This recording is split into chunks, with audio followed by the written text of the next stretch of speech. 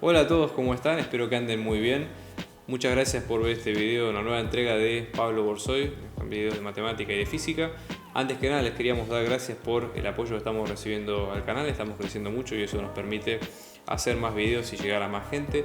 Por eso les pedimos que se suscriban a nuestro canal y que le den like a los videos si ustedes creen que realmente les ayuda a todo lo que es la preparación de materias y demás. Abajo van a tener nuestros datos de contacto si quieren. Estamos organizando clases grupales e individuales a distancia y presenciales. Así que si quieren más detalles tienen nuestro contacto a continuación. Vamos a empezar con el video de hoy.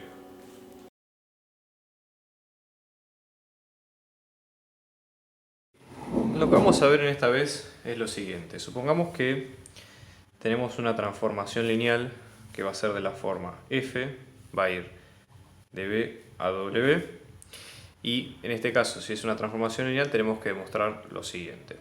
En el primer caso, ¿sí?, vamos a tener S, que es un subespacio, ¿sí?, incluido en B, que es el dominio. Para no confundir, vamos a ponerlo acá entre comillas. Esto vamos a hacer el operador lógico de inclusión, pero para que tener una idea, ¿no?, un poco más práctica.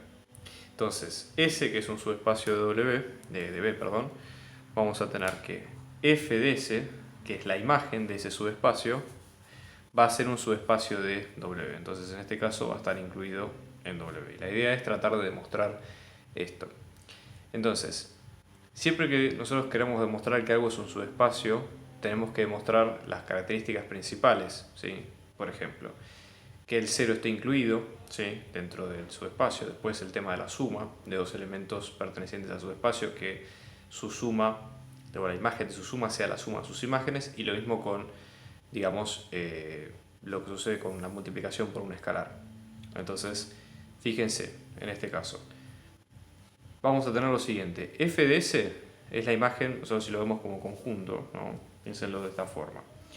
B es este universo, digamos, de lo que es el dominio de la función, y después tenemos W, que sería el universo que corresponde a la imagen de la función, o donde está incluida la imagen, ¿no? Y la transformación básicamente lo que hace es tomar elementos de uno y pasarlos al otro. Entonces, por ejemplo, un elemento de acá entra en la función, llamémosle un vector b, y lo que sale es f de b, y esto va a parar, digamos, al codominio. Sería un poco el esquema como si fuera una función, ¿ok?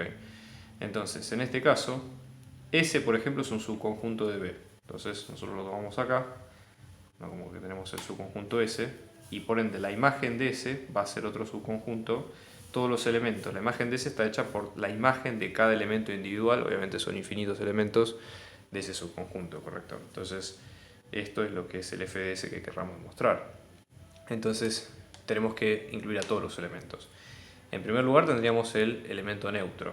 Entonces, por ejemplo, 0, ¿sí?, acá la cátedra lo habla o lo menciona como 0 de B. ¿Qué quiere decir? Que es un vector o polinomio o cuerpo geométrico, el que sea, que es el nulo de ese cuerpo geométrico. Entonces, en este caso es el 0 de B. No es el número 0, sino que es el elemento que corresponde en cada caso. 0 de B entonces va a estar acá. Por ende, su imagen, ¿sí?, para que sea una transformación lineal, necesariamente también tiene que ser 0, ¿sí? Entonces, en este caso tiene que ser el 0, pero del subconjunto de llegada, que es el 0 de W. ¿Sí? Entonces, eso sería un poco la idea. Vamos a ver qué pasa con la propiedad de la suma. Fíjense, ¿no? En el caso de la suma, nosotros vamos a tomar dos elementos de f de S, ¿no? Vamos a tomar I1 e I2, ¿sí? Hacemos la comparación, digamos, con lo que sería la nomenclatura de las funciones, que nosotros, fíjense que en las funciones le llamamos x a la variable dependiente en general, ¿no?, en análisis 1, y a la variable independiente le llamamos y. Entonces, para que se entienda un poco la mecánica.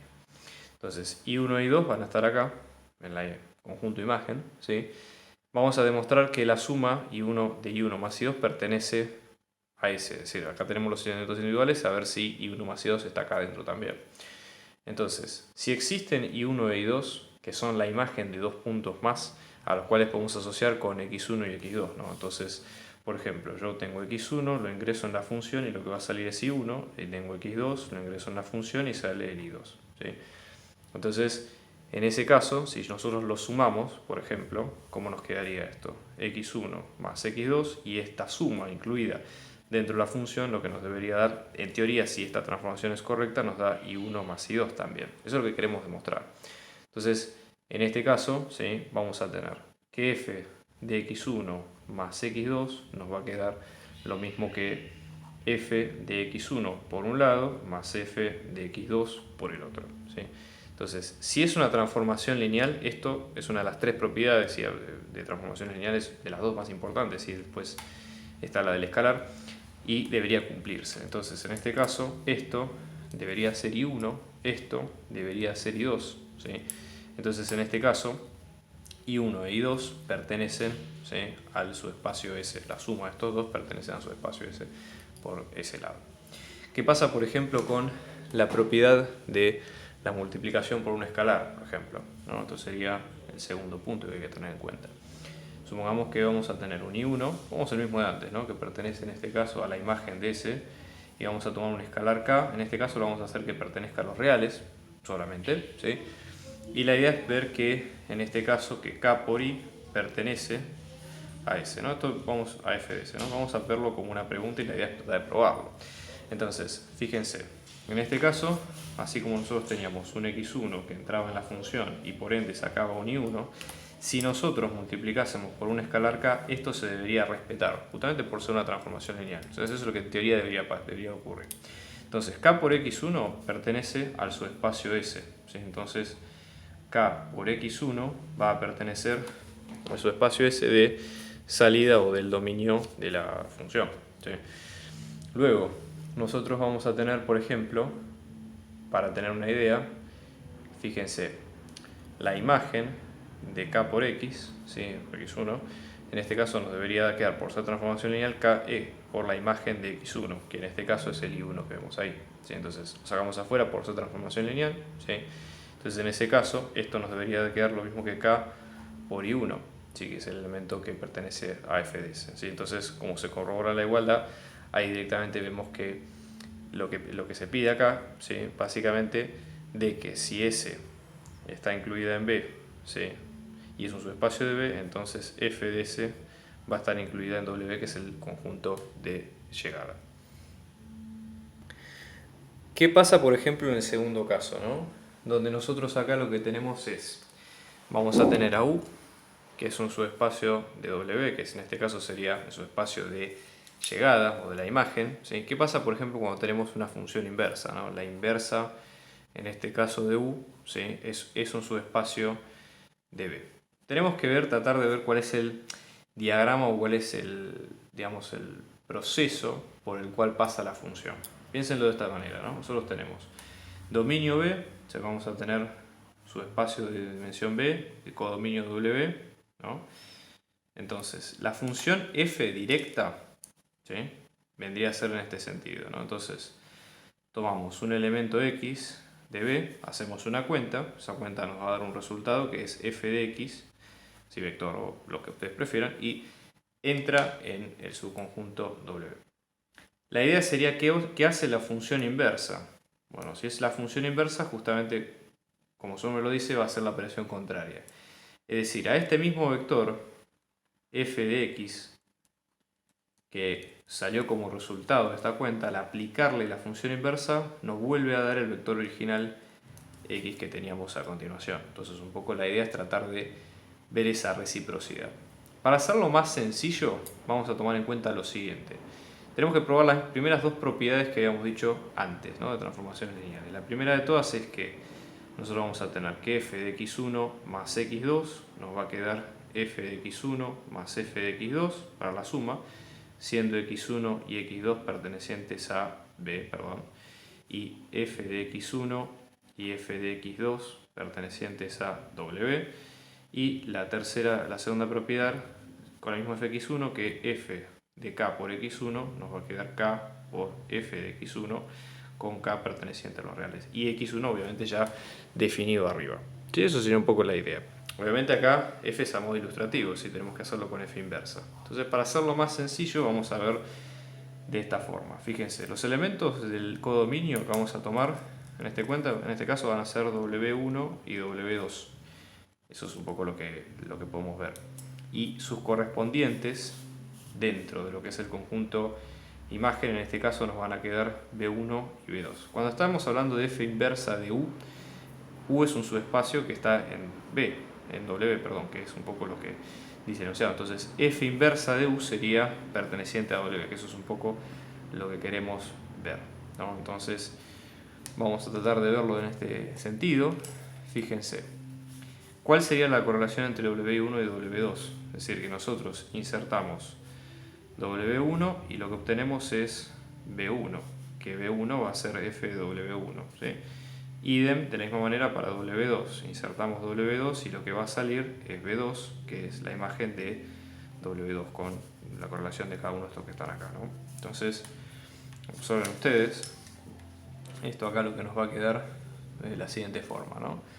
Fíjense, vamos a tener f de B1, ¿sí? Que en este caso nos va a quedar W1, ¿sí? Acá, perdón, inversa, mala mía, y f de B2 nos va a quedar W2, ¿sí? Y de la misma forma, fíjense acá, ¿no? Vamos a tener f de B1 más f de B2, que sería W1 más W2, pero por ser transformación lineal, esto si cumple esta propiedad, en este caso nos va a quedar como f de B1 más B2, que en este caso nos va a quedar como W1 más W2.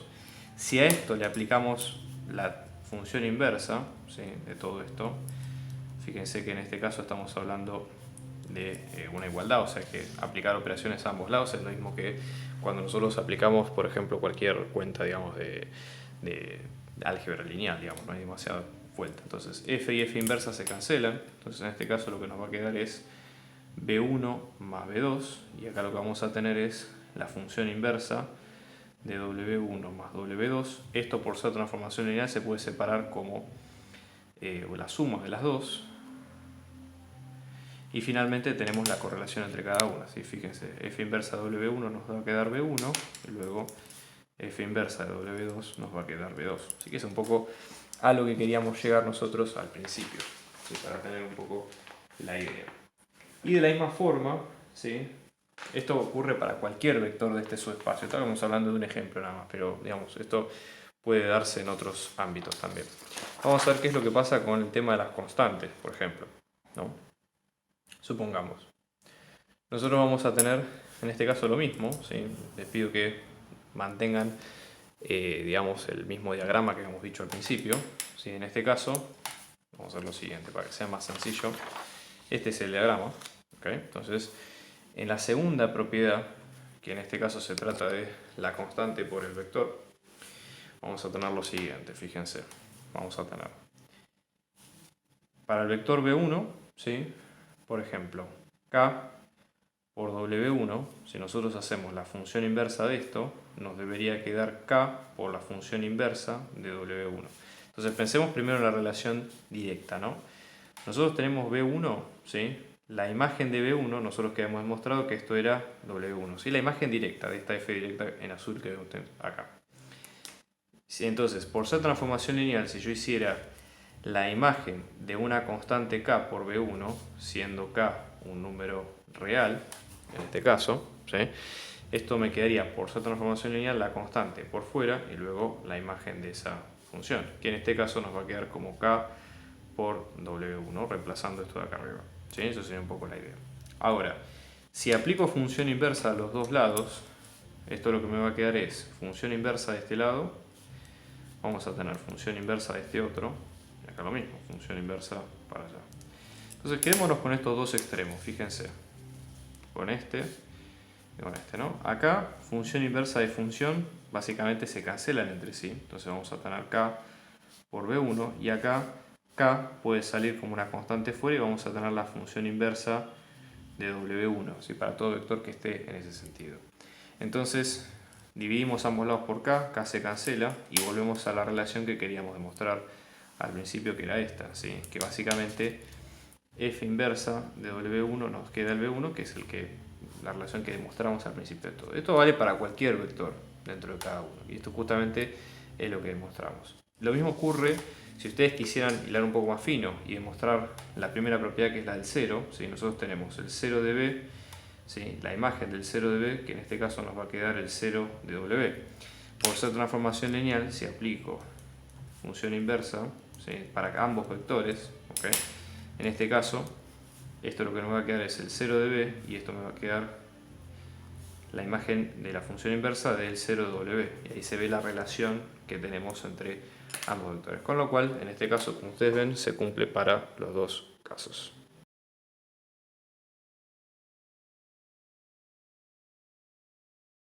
En este caso, vamos a demostrar mediante ejemplos y contraejemplos lo siguiente, ¿no? Vamos a tener una función que es transformación lineal, que va a ir de un dominio B a un codominio W, ¿sí? Y vamos a ver cada caso en particular. La primera proposición sería la siguiente. Supongamos que nosotros tenemos un conjunto de vectores B1, todo hasta BR, es decir, R cantidad de vectores, que sean linealmente dependientes. ¿Qué quiere decir? Que uno o más de los vectores es combinación lineal del resto de vectores disponibles, ¿no? La consecuencia de esto es que la imagen de ese grupo de vectores también va a ser linealmente dependiente. Es decir, si ocurre esto, esta es la respuesta. Vamos a ver si esto es verdadero. Entonces, como este conjunto es linealmente dependiente, por lo menos va a haber una combinación lineal. Otra forma de mostrar lo que acabamos de decir recién es que va a haber una combinación lineal de estos vectores que dé 0, que justamente sus escalares no necesariamente tienen que ser 0. ¿Qué quiere decir? Si un conjunto es linealmente independiente, para lograr hacer una combinación y que eso dé 0, la única forma es que los escalares con los cuales hacemos la combinación lineal sean todos ceros. Entonces este sería un caso distinto, ¿no? Entonces una combinación lineal sería, por ejemplo, ¿no? A los escalares acá les vamos a poner k. K1 por el vector 1 más K2 por el vector 2 y así sucesivamente hasta K sub R por B sub R. Y esto en algún momento nos va a dar el vector 0. Entonces en este caso va a haber una combinación de estas constantes que no van a ser 0 y que van a dar 0.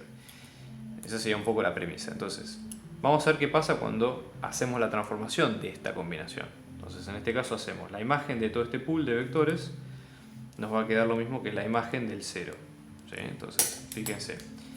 Por propiedad de transformación lineal, nosotros podemos primero hacer las imágenes por separado de cada uno de estos y en la suma, y luego sacar las constantes por fuera. Es decir, es combinar las dos propiedades que hemos visto al principio, ¿sí? Que son de transformaciones lineales. Entonces esto, aplicando la primera y aplicando la segunda, va a quedar de la siguiente forma. Fíjense, la constante 1 por la imagen del vector 1, más la constante 2 por la imagen del vector 2 y así hasta la constante sub r por la imagen del vector sub r.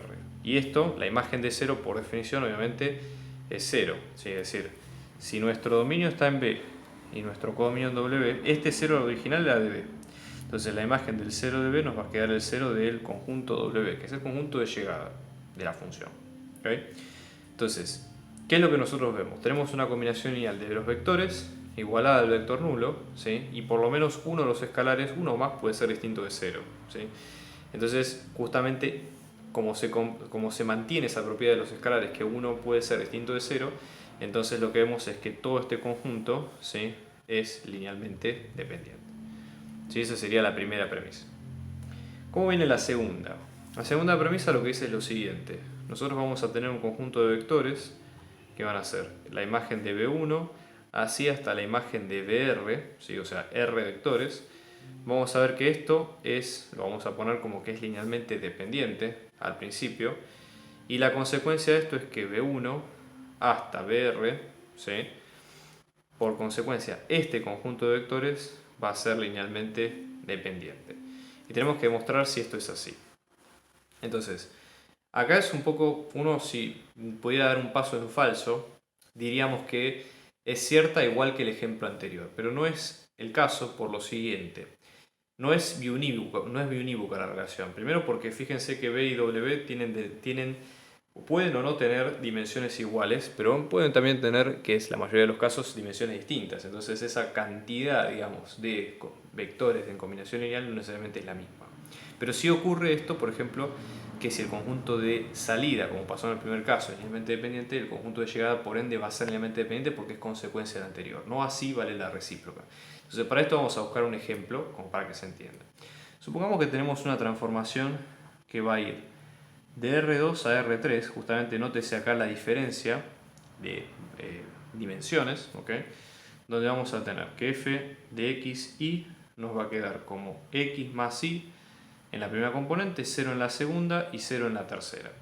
Supongamos que tomamos dos vectores, ¿no? Como para hacer la combinación lineal, ¿no? Supongamos, tenemos la imagen del 1, 0, que en este caso la imagen del 1, 0 me va a quedar lo mismo que la imagen del 0, 1, ¿sí? Porque en este caso puede ser 1 este y 0 este, o al revés, 0 este y 1 este, entonces en este caso nos va a quedar en ambos casos 1, 0, 0. Fíjense que las imágenes son iguales, ¿sí? Pero a partir de, justamente, de que los vectores son linealmente independientes, no ocurre lo mismo, ¿sí? Es decir, estos vectores no son linealmente independientes, el 1, 0 y el 0, 1 son linealmente independientes, pero no así la imagen de los dos. Por eso con este contraejemplo probamos que no es el caso. Ejemplo en este caso, ¿no? En el C, donde nosotros vamos a tener que si el conjunto de vectores del dominio, un conjunto de vectores R, de R cantidades de vectores linealmente independientes, ¿no? Entonces supuestamente las imágenes o el conjunto de las imágenes o vectores también es linealmente independiente, ¿no? Tengo que probar si esto es verdadero o falso. En realidad sería la misma afirmación que en el punto anterior, pero está, digamos, puesta en forma recíproca. Es decir, tenemos que ver si podemos usar algún ejemplo para demostrar que es falsa. Nosotros, ¿qué hemos dicho? ¿No? Habíamos definido, por ejemplo, una función de R2 a R3 y hemos demostrado que era falsa. Vamos a ver, por ejemplo, en el caso de que sea una función de este tipo, ¿no? Que va a ir de R2 a R2, ¿no? Vamos a llamarle f de xy, y en este caso nos va a dar el vector x más 2y y después 0, ¿no? Entonces, por ejemplo, ¿qué sucede si tomamos, por ejemplo, ¿no? el 1, 0 y después el 0, 1? Y en cada caso le aplicamos una imagen, ¿no? La transformada de este y la transformada de este. La imagen del 1, 0, en este caso nos va a dar 1 más 2 por 0, luego 0, que esto nos va a quedar 1, 0, y acá la imagen de este nos va a quedar 0 más 2 por 1, 0, lo cual en este caso nos va a dar 2, 0. Entonces fíjense, estos vectores, el 1, 0, el 1, 0 y el 0, 1 son LI entre sí. Pero el 1, 0 y el 2, 0 son LD. ¿Por qué? Porque justamente basta con que yo multiplique por 2 el primer vector para obtener el segundo. Entonces, nada, como contraejemplo ya lo podemos descartar, ¿sí? Y después vamos a ver el caso de que, fíjense lo siguiente, ¿no? Vamos a tener un pool de vectores, también f de b1 hasta f de br, y vamos a ver que esto sea linealmente independiente, este conjunto de vectores, ¿no? ¿Qué pasa, por ejemplo, si ahora tenemos el conjunto de vectores b1 hasta br y ver también si son LI también, ¿no? Entonces, la idea acá es que la relación es distinta que la anterior, porque justamente acá nosotros sí ya encontramos al principio que la combinación de las imágenes de esta transformación es linealmente independiente, ese conjunto de vectores, por ende, eso garantizaría de que los vectores con los cuales se hicieron esas imágenes son linealmente independientes. Vamos a probarlo con la independencia lineal, ¿no? Vamos a suponer primero que es linealmente independiente esto, ¿ok? Entonces, pero en realidad sería más fácil verlo de otra forma, por ejemplo. O sea, ¿qué hemos dicho nosotros? Hacemos combinación lineal de estos vectores, ¿sí? Entonces esto nos va a quedar K1 por B1 más así sucesivamente más K sub R por B sub R. Y para que sea linealmente independiente, la única combinación de esto que nos va a dar el 0 de B, en este caso es si todos los K son iguales a 0, ¿no? Para todo I entre 1 y R, ¿no? Esto para que se entienda un poco cuál es la idea. Entonces, vamos a ver si esto es así. ¿Qué pasa, por ejemplo, si lo empezamos a calcular de este lado? Esto lo que nos va a quedar es la imagen de todo esto. Va a ser la imagen de K1 por B1 más, y así sucesivamente, K sub R por B sub R. Esto, como estamos en el conjunto de llegada, que es el W, nos debería quedar el 0 de W. ¿Sí? Entonces, por propiedad de transformación lineal, esto lo podemos descomponer en la suma de cada una de las imágenes y luego sacar el escalar multiplicando por fuera. ¿Sí? Como para que se entienda un poco la idea. Entonces, en este caso, esto nos va a quedar K1 por F de B1 más, y así sucesivamente, K sub R por F de B sub R. Esto nos debería quedar el 0 de W. Y la única forma, si este pool de productos es linealmente independiente, ¿sí? Entonces acá se va a cumplir lo mismo. Los K sub I van a ser iguales a 0 para todo I que esté, digamos, entre 1 y R. ¿Sí? Eso sería un poco la idea. Entonces, la única forma es que esto sea 0.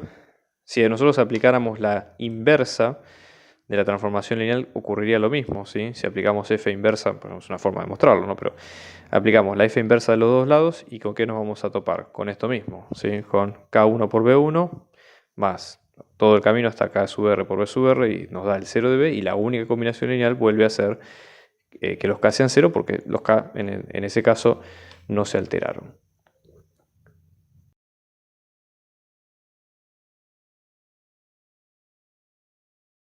Ejemplo, acá en el caso 10, ¿qué es lo que nos pide? Vamos a tener una transformación lineal que va a ir de un dominio B a un codominio W, ¿sí? Transformación lineal. Vamos a tener a B de dimensión finita y la idea es tratar de ver las siguientes afirmaciones, como igual que hicimos antes, ¿no? Demostrarlas con un ejemplo si es posible, si es que son verdaderas, y con un contraejemplo si es que son falsas, ¿no? Dado el caso. El primer caso sería lo siguiente, ¿no? F es un monomorfismo, es un tipo de transformación especial, ¿no? Si ocurre lo siguiente, que el núcleo de esta transformación esté generado con el 0 de B, que sería el conjunto de salida de la función, ¿no? O recordemos el pequeño esquema, ¿no? Es decir, acá vamos a tener B, que es nuestro subconjunto de salida, y W, que es nuestro subconjunto de llegada, y la imagen que viene en este sentido, ¿sí? Eso es un poco la idea.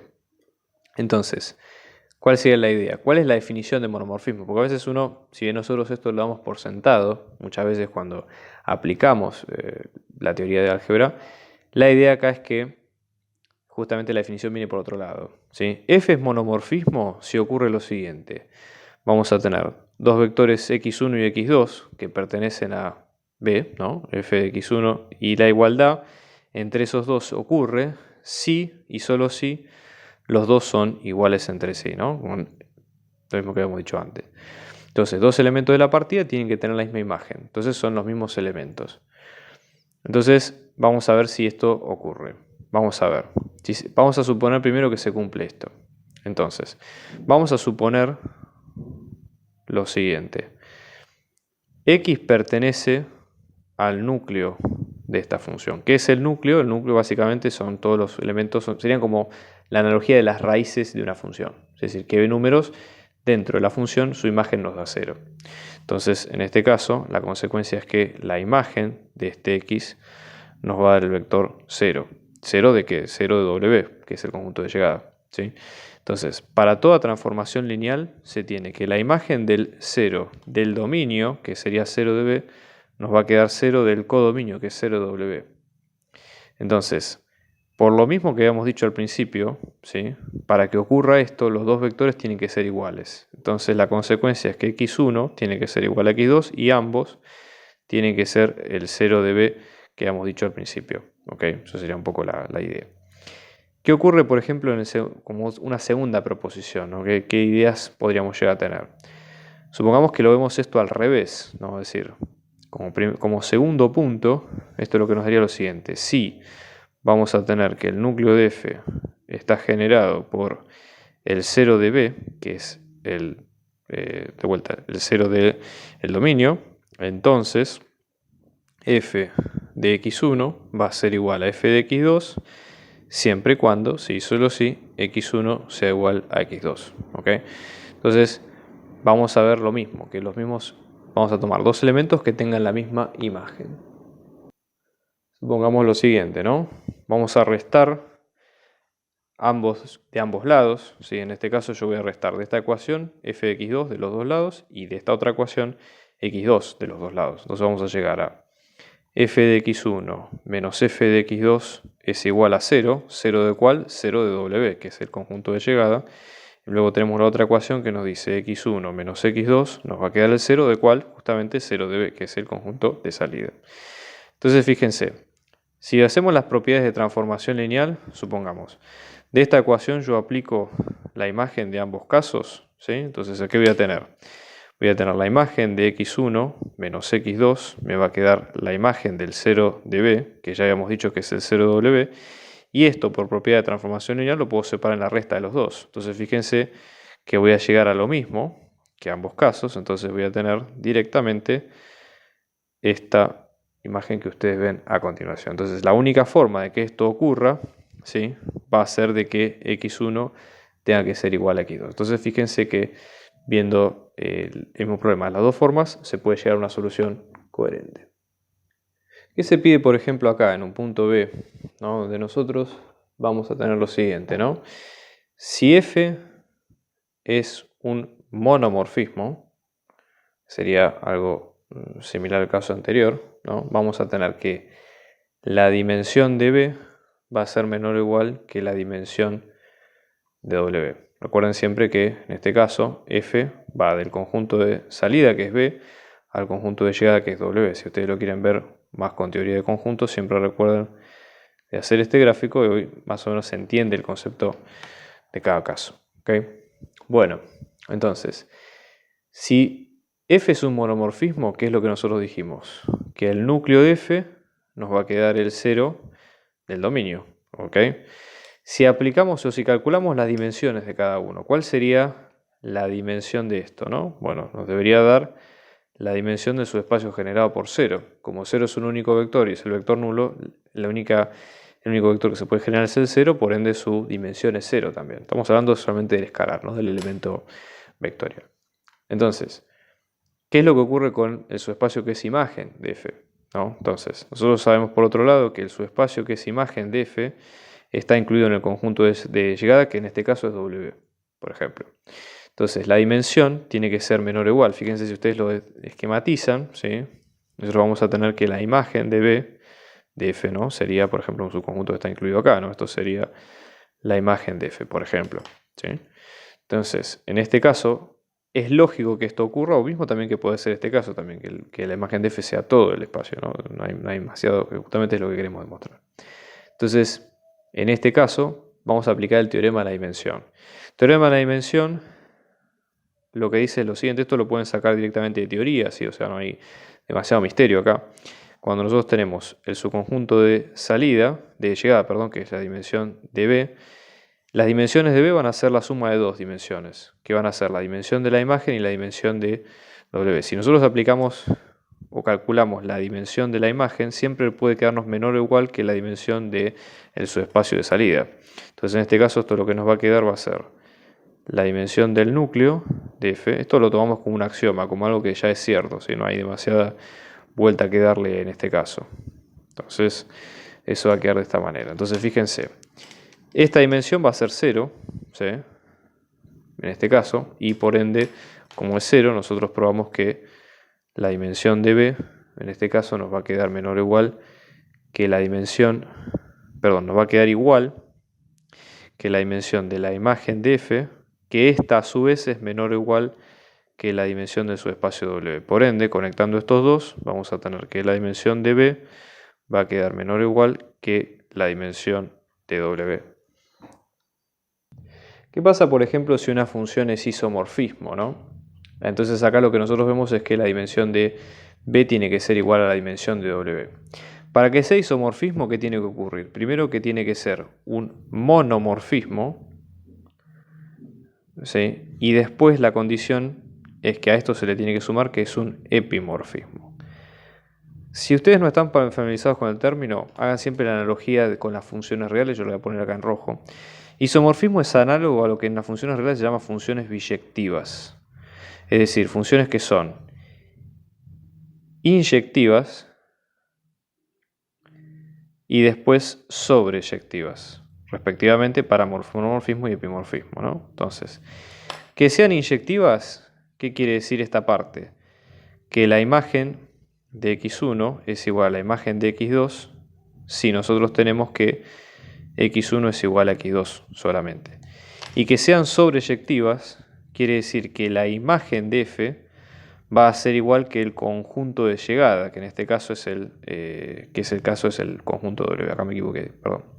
Entonces esto quedaría, imagen de f nos va a quedar igual al conjunto W. O sea, se genera todo el conjunto de recorrido. Por lo mismo que dijimos antes, esto es cierto, porque fíjense, el único caso donde las dimensiones son iguales, en este caso fíjense, por teorema de la dimensión de B, ¿qué nos iba a quedar? La dimensión del núcleo, teorema de la dimensión es esto, citado hace minutos nada más. Dimensión del núcleo de f más la dimensión de la imagen de f, correcto. Entonces, esto va a ser 0, ¿sí? Entonces vamos a tener que, y esto por otro lado, la dimensión de la imagen de f es la dimensión de w.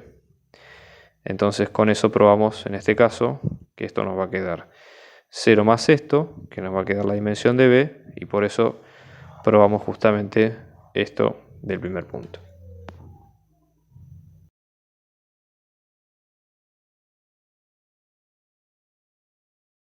Vamos a ver qué es lo que sucede en el caso 11. Acá tenemos una transformación bastante particular, pero fíjense que vamos a ir desde lo que son las matrices cuadradas de 2×2 a los polinomios de grado 3. La transformación tiene esta forma, ¿no? Y tenemos que demostrar dos cosas. Primero que es un isomorfismo y luego, hecho esto, hallar la función inversa. Entonces, para demostrar que es un isomorfismo, empecemos por lo primero. Una forma potable sería tratar de obtener en primer lugar el núcleo de f, ¿no? Entonces, vamos a tratar en este caso de hallar el núcleo de f. Núcleo, recuerden que es toda combinación cuya imagen nos va a dar 0. ¿Sí? Entonces, en este caso, para que nos dé 0, la imagen, deberíamos igualar todo el polinomio, que es justamente la imagen a 0, y ver qué es lo que pasa con cada coeficiente, ¿no? Entonces, en este caso, fíjense que vamos a tener, ¿no? El primer coeficiente, ¿sí?, por t cubo, menos el segundo por t cuadrado, bueno, y así sucesivamente, ¿no? Entonces, todo esto es igual a 0. Entonces hay que igualar, fíjense que acá, nosotros este 0 que tenemos acá sería 0 por t cubo, el polinomio nulo, ¿no? 0 por t cuadrado, 0 por t y luego 0 en la constante. Entonces, fíjense que acá podemos obtener un sistema de 4 ecuaciones, ¿sí?, con 4 incógnitas. Como nos va a quedar igualando cada una a una, ¿no? Entonces, esto es simbólico, no hace falta igualar 0 a 0, pero es como para que se entienda un poco el concepto. Fíjense acá, este es igual que este, después este otro que es igual acá, después este otro que es igual acá y finalmente este otro acá. Entonces esto nos va a quedar, ¿no?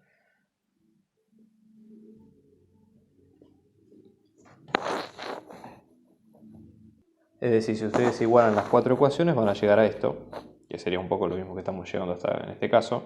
Y la solución de este sistema, si ustedes observan, vamos a tener A22 es 0, A11 es igual a A22 que es igual a 0, acá lo mismo da A12 que es igual a 0 y A21 que también es igual a 0, con lo cual si encontramos que son todos iguales y son todos iguales a 0, ¿qué quiere decir? Que el núcleo, en este caso el núcleo de f, estamos hablando de la matriz que va a quedar como 0, 0, 0, 0, correcto, es decir, la matriz nula. Esto sería, si nosotros usamos la nomenclatura que usamos en ejercicios anteriores, B, que sería el dominio de salida, y W, que es el codominio o la imagen, en este caso esto sería el 0 del dominio, ¿sí? Entonces, en este caso, lo mismo que decir el 0 de las matrices de R de 2×2, para que se entienda un poco la diferencia, matriz nula.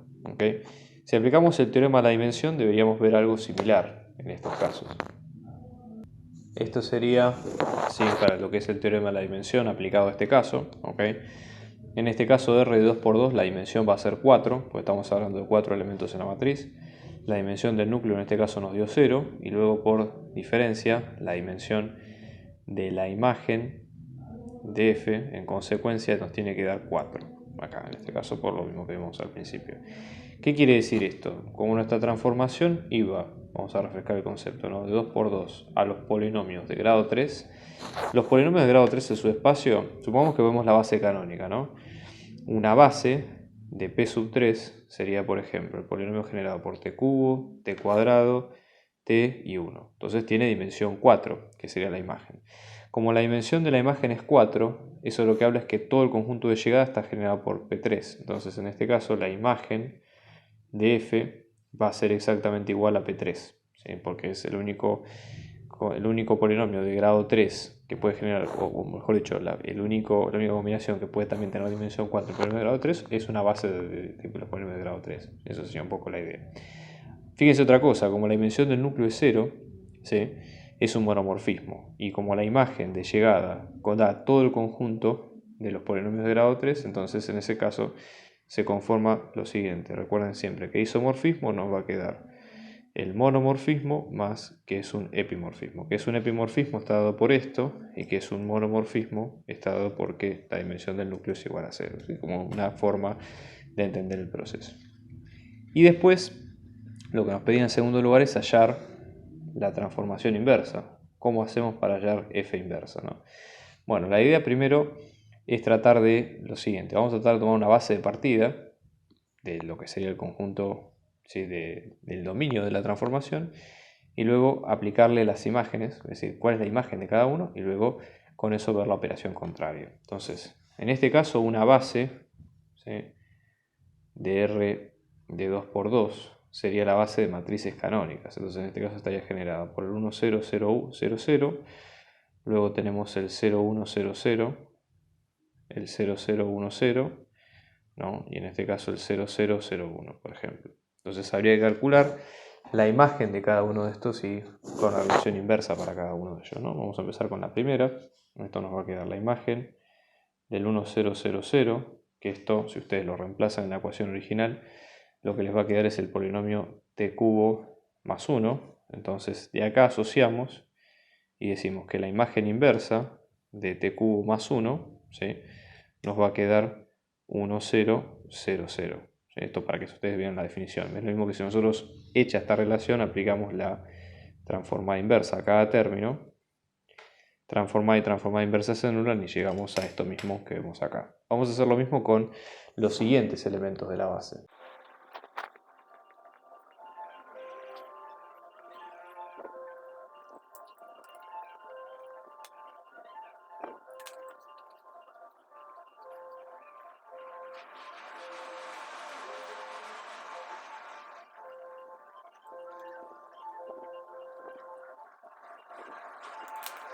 El paso a seguir ahora, lo que vamos a hacer es armar, ¿sí?, cuál sería, así como nosotros hacemos en transformaciones lineales en general, vamos a armar una base, ¿sí?, para todo lo que son la base de P3, ¿sí?, y la base de lo que sería R de 2 por 2 y buscar la transformación inversa. Entonces, por ejemplo, vamos a ver cómo nos va a quedar, por ejemplo, en este caso para lo que son las imágenes, vamos a tener la base de P3, que está hecha por todos estos vectores e imágenes que vimos acá, y acá vamos a tener la base de R de 2 por 2.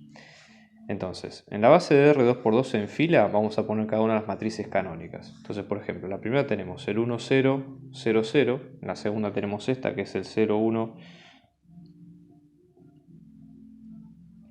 Y así, ¿no? Y después tenemos que ir proponiendo los coeficientes de cada uno. Entonces, en este caso nos va a quedar 1, 0, 0, 1. ¿Sí? Recuerden que cada uno, por si no se olvidan, esto está asociado a t cubo, t cuadrado, t y 1, ¿no? Digamos en lo que es la base canónica de P3, que es para cada caso acá. Pues acá vamos a tener, fíjense, ¿no?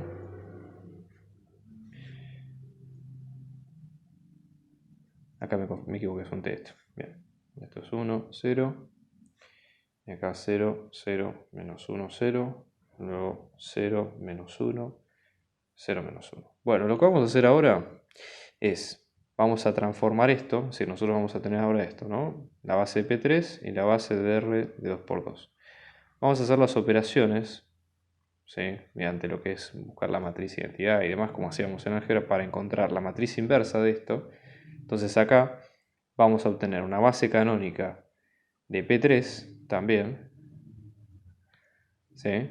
Pero en este caso va a ser la base canónica y acá la matriz de 2 por 2, ¿sí? Si esto es de la transformación f, o mejor dicho f inversa, tendríamos que encontrar cuál es la base de la función original. Entonces vamos a hacer la triangulación y vemos cómo nos va a dar en cada caso.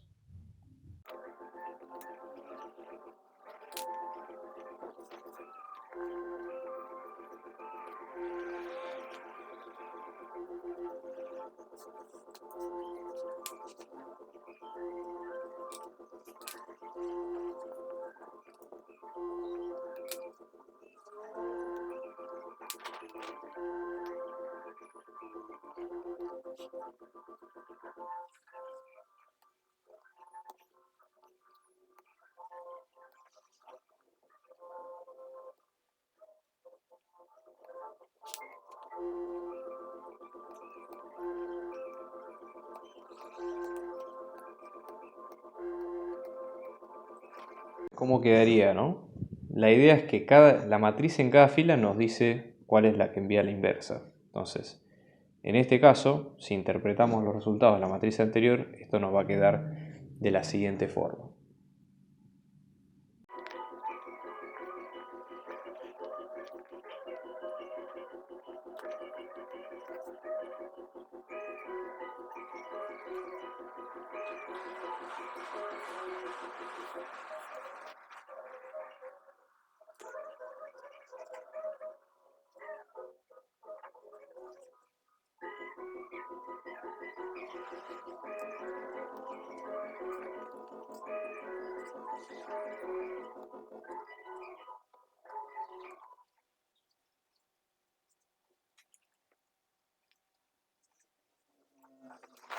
Lo que tenemos en este caso, ¿sí?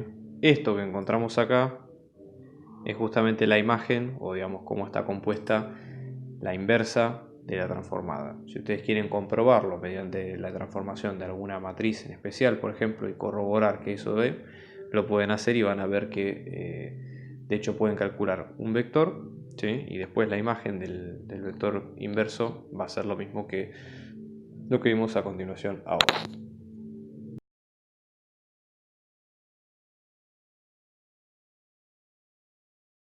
Bien, ¿qué es lo que pasa en el caso 13, ¿no? Acá la idea justamente es que nosotros vamos a tener una transformación que va a ir de R4 a P3, que son estos vectores que ustedes ven a continuación, y la idea es tratar de encontrar todas las soluciones de la imagen de X que nos quede T cubo menos T sin necesidad de buscar la fórmula. Ok, entonces la idea acá, una forma sencilla es pensarlo de la siguiente forma. Esto como si fuera una combinación lineal de todos los elementos que aparecen dentro de la imagen, ¿no? Entonces deberíamos decir que T cubo menos T va a ser una combinación lineal de cada una de estas, ¿no? En este caso tenemos esta y esta otra, ¿no? Entonces vamos a tener, por ejemplo, K sub 3, K sub 1, perdón, por T cubo menos T cuadrado. Después tenemos K sub 2 por T cuadrado menos T, más K sub 3 por T cuadrado menos T, más K sub 4 por T cubo menos T. Sí, eso sería un poco la idea. Entonces ahora la idea va a ser la siguiente. Vamos a hacer distributiva en cada uno y no vamos a agruparlos por los K, sino que vamos a agruparlos por los T, es decir, por los términos que tenga cada uno en particular, porque justamente la idea es despejar cuáles son esos K, armar un sistema de ecuaciones que nos diga cuál es la combinación lineal que nos da lo que nosotros buscamos. Eso sería un poco la gracia del ejercicio, ¿no? Entonces esto nos va a quedar, fíjense, 1 por T al cubo menos 1 por T. Esto nos va a quedar, ¿no? En T cubo vamos a tener T cubo por K1 más K4. Después en T cuadrado vamos a tener menos K sub 1 más K sub 2 más K sub 3 menos K sub 4. Seguimos acá, ¿no? Vamos a tener T por menos k sub 2 menos k sub 3. ¿Sí? Entonces, y acá no tenemos el término independiente, ¿no? Pero bueno, vamos a armar el sistema de ecuaciones y vamos a resolverlo de la siguiente forma, ¿no? Como siempre, por Gauss, para despejar cada uno.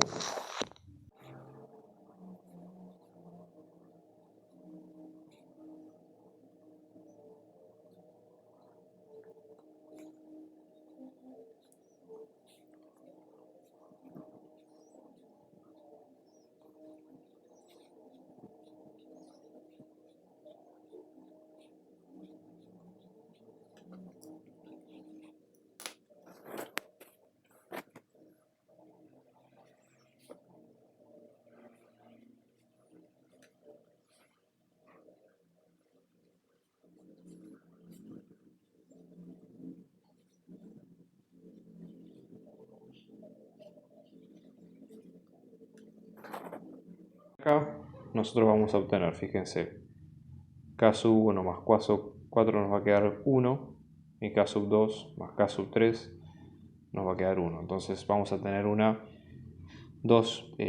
cuatro ecuaciones, cuatro variables para dos ecuaciones, con lo cual nos van a quedar dos variables libres. En este caso vamos a llamarla k sub 1 alfa, a k sub 2 vamos a llamarle beta, y luego tenemos k sub 3 que es 1 menos beta, ¿no? Si lo pegamos de acá, y luego k sub 4 que nos va a quedar 1 menos alfa, ¿ok? Donde en este caso alfa y beta ambos son números reales, ¿sí? Si reemplazamos en la igualdad vamos a tener lo siguiente, ¿no? Esto nos va a quedar t cubo menos t, esto va a ser alfa por t cubo menos t cuadrado, más beta por t cuadrado menos t, más 1 menos beta por t cuadrado menos t, más 1 menos alfa por t cubo menos t cuadrado, ¿ok? Y vuelta con los datos del enunciado, ¿sí? Esto nos va a quedar de la siguiente forma, reemplazando con las funciones anteriores, ¿no? T cubo menos t, que esto es la función f de x que tenemos que calcular, esto nos va a quedar como alfa por t cubo menos t cuadrado, más beta por t cuadrado menos t, más 1 menos beta por t cuadrado menos t, ¿sí? Más 1 menos alfa por t cubo menos t cuadrado. Respectivamente, estas son las imágenes de los vectores que hemos visto al principio, ¿no? Entonces, acá en este caso tenemos f de 1, 1, 1, 1. Después acá vamos a tener f de 0, 1, 1, 1. Acá en este caso vamos a tener f de 0, 0, 1, 1. Y acá vamos a tener f de 0, 0, 0, 1. ¿No? Entonces, para que vean ustedes cómo se va desarrollando el ejercicio. Entonces, en este caso, vamos a tener de las propiedades de transformación lineal. Fíjense que nosotros podemos juntar todas estas expresiones, ¿ok? Aplicando, digamos, las imágenes correspondientes y dentro de lo que es los escalares. En cada caso vamos a tener f de x, que es esta parte de la igualdad, y esto nos va a quedar f de alfa de 1, 1, 1, ¿sí? Pues tenemos beta, copiando acá, ¿no? 0, 1, 1, 1, y después tenemos 1 menos beta de 0, 0, 1, 1, y después tenemos 1 menos alfa por 0, 0, 0, 1. Y termina de esta forma, ¿ok? Si lo reordenamos un poco, para operar un poco más cómodos, este f de x nos va a quedar como el f de alfa, alfa más beta, alfa más 1 y 2. Entonces, en este caso, el vector, digamos, sobre el cual nosotros estamos haciendo la cuenta, ¿sí? En este caso nos va a quedar como x, todo lo que está dentro de esta imagen de la función. Y recordemos que alfa y beta, números reales, ¿no? Y si los separamos en la combinación lineal, esto nos va a quedar que x nos va a quedar como alfa de 1, 1, 1, 0, más beta de 0, 1, 0, 0, y después el vector independiente, que en este caso es el 0, 0, 1, 2, ¿no? Entonces, en este caso, piénsenlo de la siguiente forma, ¿no? Estos dos vectores son los generadores del núcleo de la función, ¿ok? Y este caso, El tercero es una solución particular, ¿sí? Para el caso en particular que estamos viendo a continuación.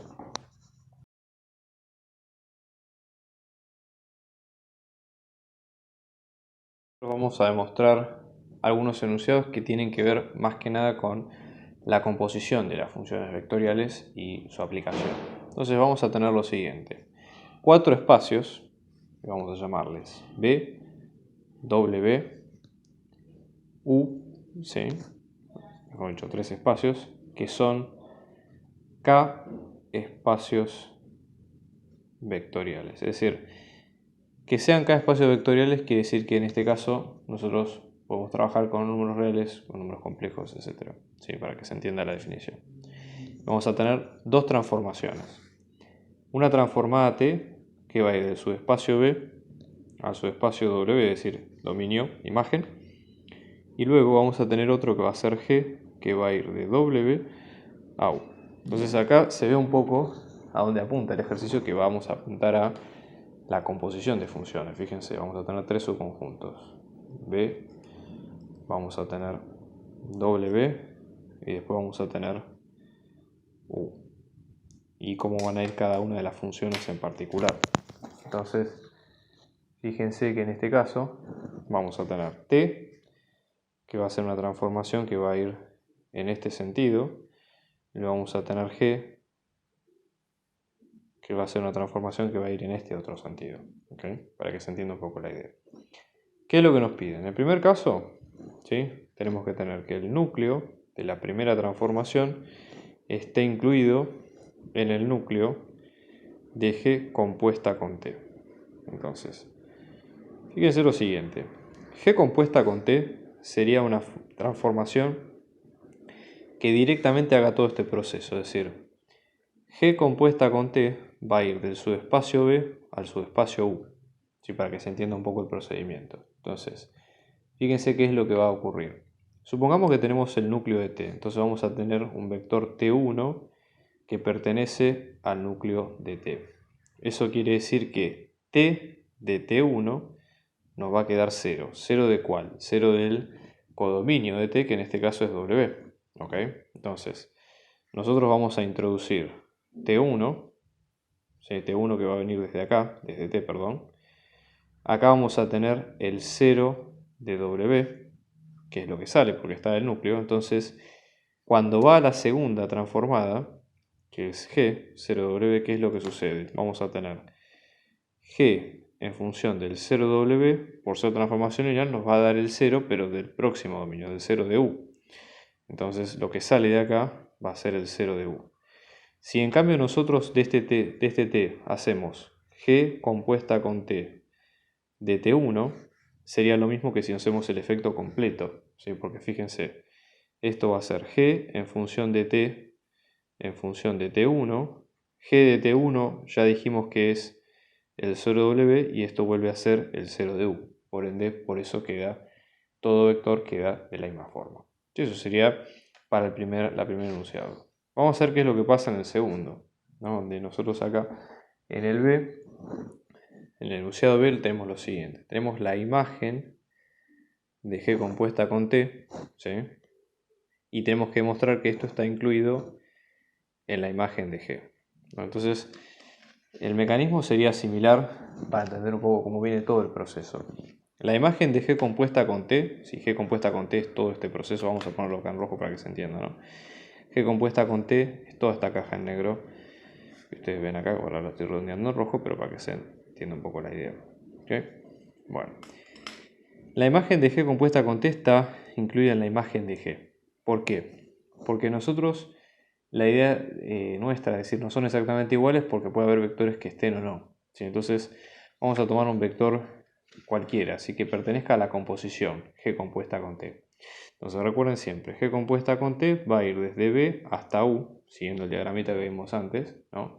Entonces tiene que existir dos vectores, B perteneciente a B y W perteneciente a W. Fíjense acá la diferencia entre minúsculas y mayúsculas, por las dudas, tal es que la transformada de B nos va a quedar W, que es el paso del medio, y luego G de W nos va a quedar esa X, que es de la D que pertenece a la composición. Entonces fíjense, en este caso nosotros vamos a tener un vector B, lo metemos dentro de la transformación, lo que nos va a quedar en este caso es el vector W, que si lo metemos dentro de G nos va a quedar es el X. ¿Okay? Eso sería un poco la idea.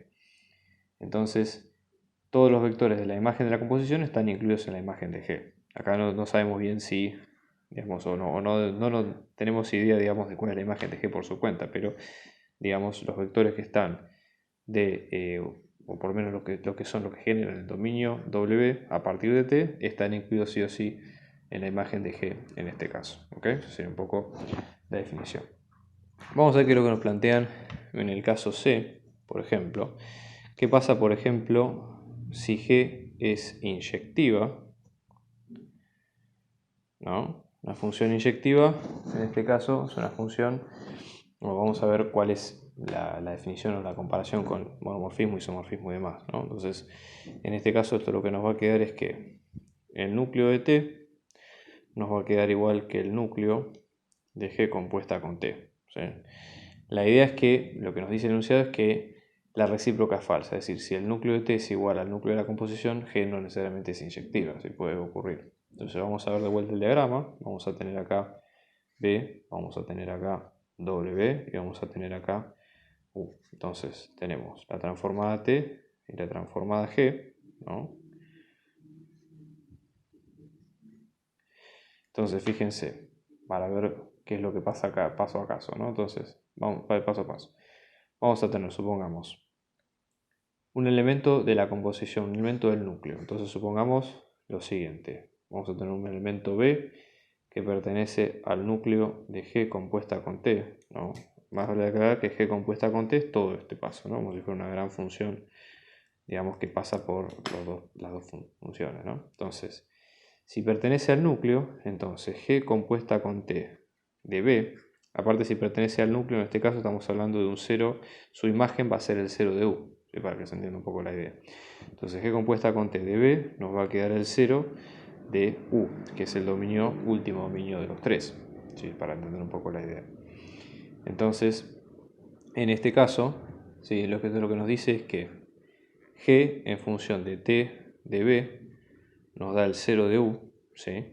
Y en este caso, el vector T de B, ¿sí? pertenece al núcleo de G, de la función G, porque es el de la primera función. Ahora, fíjense que nos dice que G es inyectiva. Entonces, el único elemento de su núcleo es el vector nulo. Entonces, dado que G es inyectiva y por otro lado T de B pertenece al núcleo de G, la conclusión de esto es que T de B, en este caso, tiene que ser el 0 de ¿cuál? De W. ¿Ok? Entonces, en este caso nosotros metemos el vector B, sale 0 de W, y cuando lo volvemos a meter acá, lo que sale es el 0 de U. Ese sería el esquema de lo que va pasando paso por paso. ¿Okay? Entonces, pertenece al núcleo de T, entonces todo elemento del núcleo de la composición G compuesto con T está incluido en el núcleo de T. ¿Sí? Entonces, esa sería un poco la idea. ¿Okay? O por lo menos, eso es para entender un poco la idea. Ahora, fíjense, lo que nosotros vemos acá es que el núcleo de G compuesta con T está incluido dentro de lo que es el núcleo de T, ¿no? Entonces, ¿qué es lo que nosotros habíamos demostrado al principio, en el primer caso, en el A? Que el núcleo de T estaba incluido en el núcleo de G compuesta con T. O sea que si ocurre esto y ocurre esto, eso quiere decir, ¿sí? Si ambos están incluidos mutuamente, que ambos son iguales, y ahí demostramos lo que pide el primer paso. ¿Sí? La implicación no es recíproca, es decir, no vale al revés. Entonces, la idea es tratar de buscar un ejemplo para demostrar que eso no es posible. ¿Sí? Entonces, vamos a ver un contraejemplo acá. Fíjense, en este caso tenemos su espacio B, después tenemos W y después tenemos U, ¿sí? En cada caso. ¿Okay? Y tenemos las transformaciones T y G. Vamos a pensar, por ejemplo, en las bases canónicas, como un ejemplo particular, ¿no? Acá en macro en rojo tenemos G compuesta con T, ¿no? Bueno, Si nosotros tenemos la base canónica, supongamos en este caso que estamos tomando, esto puede ser cualquier subespacio, pero a modo de ejemplo vamos a tomar R3, que esto es R3B. Entonces tenemos tres vectores, tenemos E1, E2 y E3, y los IJK que ustedes conocen de la parte vectorial. ¿Sí? Entonces, en este caso, ¿sí? La idea justamente es que pensemos la siguiente asociación. La imagen de E1, en este caso, nos va a quedar 0. La imagen de E2 nos va a quedar E2 y la imagen de E3 nos va a quedar E3. ¿Sí? Entonces, cuando hagamos G, ¿sí? La idea va a ser la siguiente. Supongamos que en este caso voy a incluir nuevamente el vector E1. ¿Sí? Entonces vamos a hacer la siguiente relación. Que la imagen del vector K vamos a asociar 1 con 1, ¿no? La imagen del vector E1 nos va a quedar 0, la imagen del vector E2 nos va a quedar E1 y la imagen del vector E3 nos va a quedar E2. O sea, eso sería un poco la idea de lo que va a ir pasando en cada caso. ¿Sí? Entonces, vamos a tratar de ver cómo llegamos a esto. Fíjense, lo que vemos acá es que el núcleo de T, porque la transformada de 1 nos va a 0, ¿sí? En este caso nos va a dar o generado por el primer vector canónico que es el E1.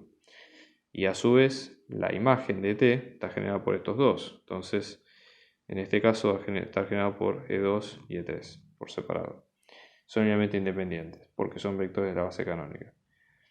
¿Qué es lo que nosotros dijimos? Que el núcleo tiene que tener dimensión 1, ¿sí? Entonces, en este caso, por justamente estamos hablando de R3, entonces la dimensión de la base va a ser la dimensión del núcleo más la dimensión de la imagen. Entonces, en este caso, la dimensión de la imagen de T más la dimensión del núcleo de T, en este caso nos tiene que dar 3, que es la dimensión de R3. Pero fíjense, si esto nos va a dar 1, ¿sí? Esto no nos puede dar 1, entonces justamente no es lo que ocurre. Entonces, lo que nosotros vemos es que, mirando la composición, como va quedando en total, va quedando como, se ven acá, ¿no? G compuesta con T de 1, en este caso nos va a quedar el 0 de U, después vamos a tener G compuesta con T de E2, si ustedes se fijan nos va a quedar E1 y después G compuesta con T, en este caso de E3, nos va a quedar siendo recorrido E2. ¿No? Entonces la imagen tiene o la imagen en general de G compuesta con T tiene dimensión 2, el núcleo debe tener dimensión 1, ¿sí? Entonces en este caso la base de G compuesta con T del núcleo, de todo esto, nos va a dar E1, o generada por E1. ¿Sí? Entonces los dos núcleos son iguales, pero ahora G no es un monomorfismo porque justamente nosotros definimos que G en función de E1 nos iba a quedar 0. Entonces definirlo de esta forma contradice lo anterior antes mencionado. Lo que pide después el enunciado justamente es ver esto. Si la transformada T es sobreyectiva, la imagen de G compuesta con T va a dar igual que la imagen de G, pero la recíproca es falsa. Entonces vamos a ver un vector X que pertenezca a la imagen de G, ¿no? Entonces en este caso va a existir W perteneciente a W, que es el subespacio mayor, tal que G de W nos va a quedar X, ¿no? Vamos a ver, de vuelta repasamos la secuencia de los subespacios, ¿okay? Para que se entienda un poco cómo va a ir cada una, ¿no? Entonces, en este caso, fíjense, vamos a tener G compuesta con T en función de un vector B, para entender un poco la idea, ¿no? W es el conjunto de llegada de T. Y como T es sobreyectiva, sí que es un epimorfismo, todos los elementos de W están en la imagen de T. ¿Sí?